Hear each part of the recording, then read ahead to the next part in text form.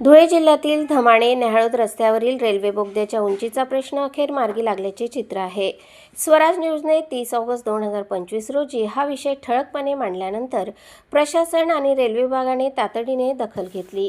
Manmad Indore railway मार्गाच्या कामांतर्गत बांधण्यात येणारा बोगदा शेतकऱ्यांसाठी अडचणीचा ठरणार होता। थ्रेशर, ट्रॅक्टर ट्रॉली आणि इतर अवजड वाहनांची रहदारी लक्षात घेता बोगद्याची उंची अपुरी असल्याची तक्रार होती। महाराष्ट्र शेतकरी संघटनेने याबाबत सातत्याने पाठपुरावा केला। राष्ट्रीय अध्यक्ष सुनील देवरे यांच्या मार्गदर्शनाखाली युवा आघाडीचे जिल्हाध्यक्ष योगेश विश्वास पाटील यांनी प्रशासनाकडे निवेदन दिले। धमाणे व नेहाळोद परिसरातील शेतकऱ्यांनी एकत्र येत हा प्रश्न लावून धरला। जिल्हाधिकारी कार्यालय, उपविभागीय अधिकारी व भूसंपादन विभागाकडे वारंवार मागणी करण्यात आली। अखेर रेल्वे प्रशासनाने बोगद्याची उंची वाढविण्यास कामास मंजुरी दिली। सध्या बोगद्याचे उंचीकरण व रुंदीकरणाचे काम वेगाने सुरू आहे।